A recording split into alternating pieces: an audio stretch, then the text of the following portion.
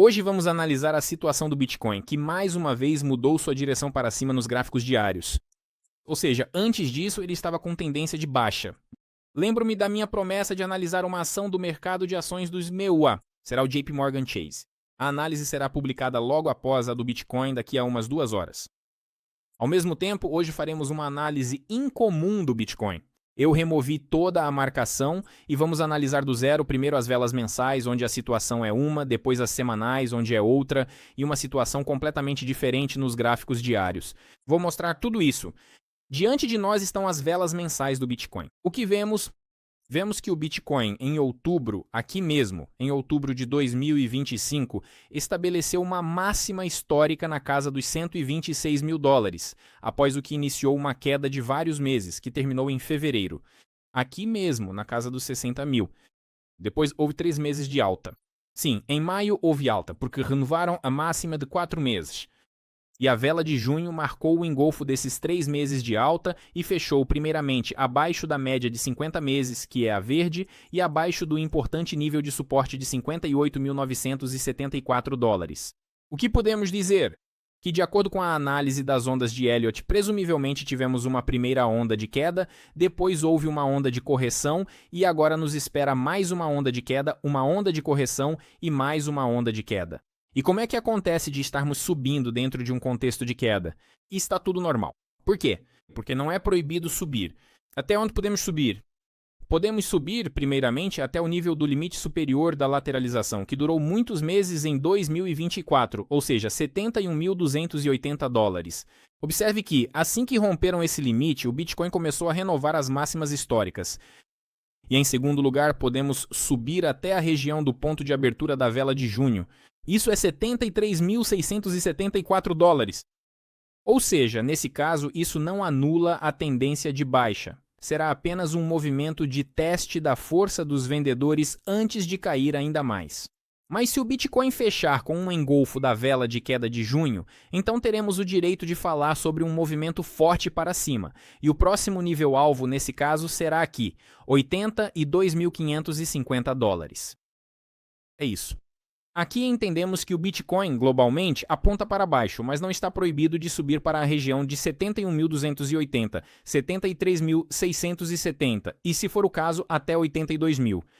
Agora apagamos tudo, o gatinho mia, e mudamos para as velas semanais. O que vemos aqui? Aqui, o quadro interessante é o seguinte: o rompimento da média de 50 semanas sem um reteste, o rompimento da média de 100 semanas sem um reteste e o rompimento das médias superiores, o rompimento da média de 200 semanas. Consequentemente, situações como essa acontecem, mas via de regra elas terminam com um reteste da média mais próxima por cima. E a média mais próxima por cima é a de 50 semanas, que passa na região de 81 mil dólares. Não podemos dizer agora que o Bitcoin vai subir tanto, mas o nível técnico mais próximo é a enorme vela de queda daquele mesmo mês de junho. Ela abriu no dia 1º de junho. Isso é 73.674 dólares. Ou seja, em princípio, tecnicamente podemos ir até lá sem quebrar a tendência de baixa global. Ao mesmo tempo, a média de 50 semanas pode subir para essa região em algumas semanas. Mas podemos, em princípio, contar com um crescimento nas velas semanais? Sim e não. Por um lado, aqui a vela de 29 de junho engoliu uma grande vela de queda, fechou acima da média de 200 semanas e depois disso todas as velas consecutivas foram negociadas acima da média de 200 semanas, exceto a semana passada, que rompeu a média de 200 semanas para baixo. E ao que parece, isso favorece a queda, assim como esta vela vermelha que engoliu 3 semanas de crescimento em um único movimento também favorece a queda. Mas há um detalhe. Cada semana, a partir de 1º de junho, testou a média de 200 semanas, seja com a sombra inferior, com a sombra superior ou com o corpo da vela. Formalmente, trata-se de uma lateralização que atravessa a média de 200 semanas como um espeto atravessa a carne. E isso significa que temos probabilidades iguais de saídas tanto para cima, na região de 73.500 dólares, quanto para baixo, na região da média de 300 semanas, que fica por volta de 55.500 dólares ou até menos. Vamos analisar para onde temos chance de ir agora do ponto de vista dos candles diários. Nos candles diários, vemos o início de uma grande queda. Não foi a máxima histórica, foi por volta de janeiro deste ano, a partir do nível de 98 mil dólares. Isso parou em fevereiro, depois do qual veja o que estamos fazendo. Nós testamos a média de 50 dias, depois a de 100 dias, depois a de 200 dias, após o que segue um recuo e um reteste, pode-se dizer, da média de 50 e 100 dias com a renovação da mínima uma vez, com a renovação da mínima anual 2 vezes.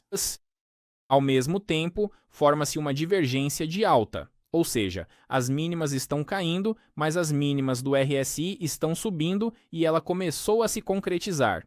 A concretização completa da divergência é entrar na área oposta do RSI, ou seja, o valor de 70, bem, pelo menos 50. 50 nós já tivemos, 70 não tivemos.